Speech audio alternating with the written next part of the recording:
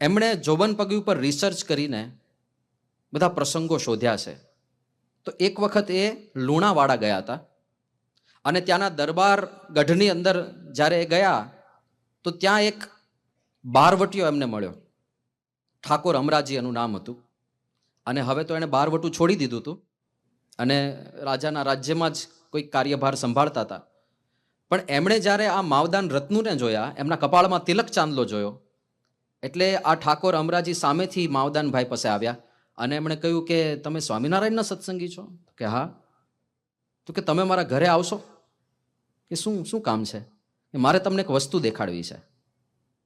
એટલે માવદાન રત્નુ ગયા એમના ઘરે. એમના ઘરે લઈ ગયા. ભગવાનનું જે ઘર મંદિર હતું એ ઘર મંદિર પાસે લઈ ગયા અને ત્યાં જઈને એક વાત કરી કે તમારા સંપ્રદાયમાં જોબન પગીની વાત થાય છે, તમે સાંભળી હશે.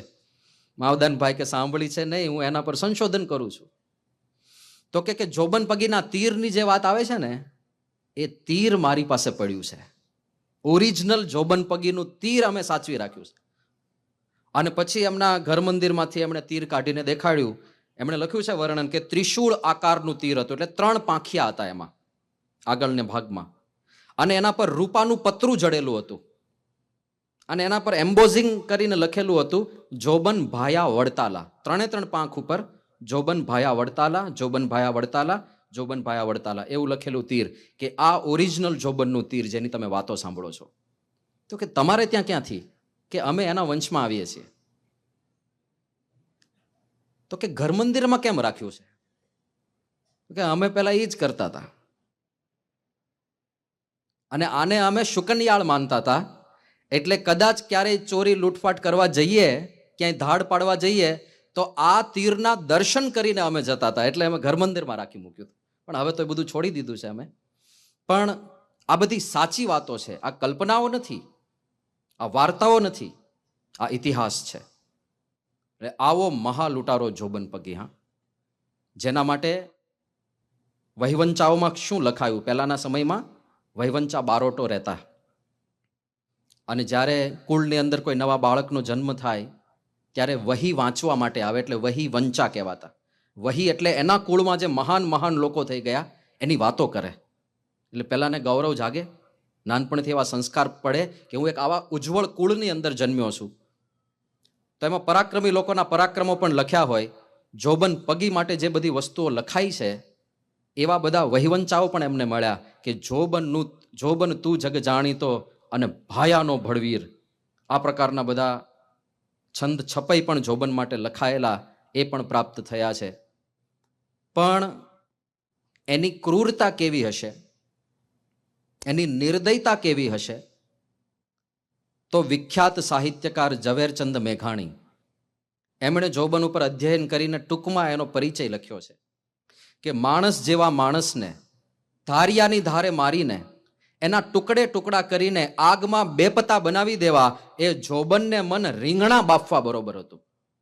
સૌથી સહેલું કોઈ શાક હોય ને તો રીંગણા, કારણ કે એમાં તમારે કુકરમાં કંઈક બાફવું હોય તો પાણી લાવવું પડે, વાસણ લાવવા પડે. રીંગણા ભઠ્ઠામાં નાખી દો, સીધા બફાઈ જાય. અને જેટલી સાહજિકતાથી માણસ રીંગણા બાફે એટલી સાહજિકતાથી માણસને મારીને એના ટુકડા કરીને એના શરીરના અંગોને બાફનારા માણસ. પહેલાના જૂનો જે ગુજરાતી કોર્સ હતો એ બહુ જૂનો, ત્યારે 4થા ધોરણની પુસ્તિકામાં જોબનનો એક પરિચય આવતો, ત્યાં પણ છપાયેલો હતો. એમાં એવું લખ્યું હતું કે જોબન પગી કાળનો એ કાળ હતો, એના કૃત્યો રાક્ષસ જેવા. માણસ મારવો અને જીભડું ચીરવું એ બંને જોબનને મન સમાન હતું. માણસ મારવું અને ચીભડું ચીરવું બંને સમાન. વિચાર તો કરો, તમે માર્કેટમાંથી ચીભડું લઈ આવો હો અને સારી રીતે એના ટુકડા કર્યા, ભગવાન સામે ધરાવ્યું. હજુ તો ભગવાન નક્કી કરતા હોય કે આમાંથી કઈ ચીર લઉં, ત્યાં તો આપણે થાળ ખેંચી લીધો હોય, એટલી ઉતાવળ હોય છે આપણે. તો જ્યારે ચીભડાના ટુકડા કરતા હોઈએ આપણે ત્યારે વિચાર આવે ચીભડાનું હું વિચારવાનું લેશ માત્ર નહીં, એક નિર્જીવ વસ્તુ છે એવું સમજીને આપણે કાપતા હોય. બસ જોબન પગી માણસ મારવો અને જીભડું ચીરવું એ બંને એના માટે સમાન હતું, દયાનો છાંટો નહીં. એક વિચાર પણ ના આવે કોઈને મારતા પહેલા. આ ક્યારે થાય? માણસ બહુ અનુભવી થઈ જાય ને ત્યારે થયા. બહુ બધાને મારી નાખ્યા હોય ને, એવું કહે છે કે અંદર ઘંટડી વાગે જ્યારે તમે પાપ કરો, જ્યારે કોઈ અયોગ્ય કર્મ કરો ત્યારે ઘંટડી વાગે, મિસકોલ આવે ભગવાનનો કે ભાઈ આ નથી કરવાનું. પણ શરૂઆતમાં જ આવે. એકવાર તમે ફોન ના ઉપાડો, 2 વાર ના ઉપાડો, 50 વાર ના ઉપાડો, પછી મિસકોલ આવતા બંધ થઈ જાય કે ઉપાડતો જ નથી, હું કામ કરું. એમ કોઈ વ્યક્તિ 1 વાર પાપ કરે, 2 વાર પાપ કરે, 3 વાર પાપ કરે, શરૂઆતમાં એને પસ્તાવો થાય, ખેદ જેવું લાગે, એવું લાગે કોઈ કંઈ ખોટું કરી રહ્યો છું. પણ જ્યારે રીઢો થઈ જાય ને પછી એને એવું લાગે પણ નહીં કે હું કંઈ ખોટું કરી રહ્યો છું, હું આજ્ઞાનો લોપ કરી રહ્યો છું, આ સત્પુરુષને નથી ગમતું, એવો વિચાર પણ ના આવે એને. આવું થતું હોય ને. તો જોબન પગીને લેશ માત્ર વિચાર નહોતો આવતો, આ પાપ બધા કરતો હતો, ક્યારેય પસ્તાવાની વાત નહીં. આ પ્રકારનું એનું વ્યક્તિત્વ હતું. ગાયકવાડની તિજોરી 2 વખત લૂંટી. હવે આ તો બહુ ભયંકર કહેવાય. આટલો મોટો રાજા જેની હાક વાગતી હોય, આટલું મોટું સામ્રાજ્ય જેને સ્થાપિત કરેલું હોય, જ્યાં હજારો સૈનિકો હોય, એવા રાજાની તિજોરી લૂંટવાની હિંમત કરી. અને ગાયકવાડે પણ એ વખતે ઇનામ બહાર પાડ્યું હતું કે જે જોબન પગીને પકડે એને 50,000 રૂપિયાનું ઇનામ. 50,000 એ વખતના 50,000, જ્યારે 10 રૂપિયામાં 1 તોલો સોનું મળતું હતું. 10 રૂપિયામાં 1 તોલો સોનું એટલે કેટલું સોનું થયું? 50,000 રૂપિયા એટલે 50 કિલો સોનું થયું. 50 કિલો સોનું. અત્યારની દ્રષ્ટિએ કેટલો ભાવ થાય ખબર છે? સોનાના ભાવ શું છે? લાખે પહોંચી ગયું. એટલે 50 કિલો એટલે 500,000 ગ્રામ થયા ને. ટૂંકમાં 50 કરોડ થાય. મારે ગણિત તમને નથી આવશે. 50 કરોડ રૂપિયાનું ઇનામ છે જોબનને પકડવા ઉપર, વર્તમાન પરિસ્થિતિના સાપેક્ષમાં જોઈએ તો. આટલું મોટું ઇનામ છે છતાંય કોઈ એને પકડવા માટે હિંમત નથી કરતું.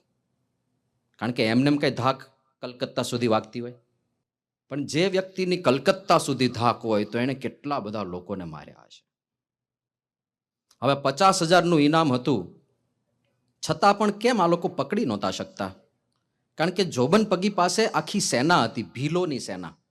વડતાલની આજુબાજુ જે જંગલ પ્રદેશ હતો એમાં બધા એના ભીલોની સેના ચારે બાજુ વ્યાપેલી હતી, વનવાસી લોકો. અને બધા જોબન એ બધાને પાલન પોષણ કરે અને સામે આ લોકો જોબનને મદદ કરે. હવે બધા ભીલોની વાત તો જવા દઈએ, એક વ્યક્તિનું વર્ણન મળે છે, રૂડિયો રખડું એનું નામ. ફઈબાએ નામ તો રૂડાભાઈ પાડ્યું હશે. ઘણીવાર લક્ષણને આધારે ઉપનામ પડતા હોય છે. મારે બોલવા નથી કારણ કે કોઈકના હશે પાછા. કોકનું જોખમ એવું નામ પડી જતું હોય, કોકનું ફિરકી એવું નામ પડી જતું હોય, પડતા હોય. રૂડિયો રખડું, કારણ કે રખડવાનું જ કામ. વડતાલની આજુબાજુ જે જંગલ પ્રદેશ એમાં રખડ્યા કરે.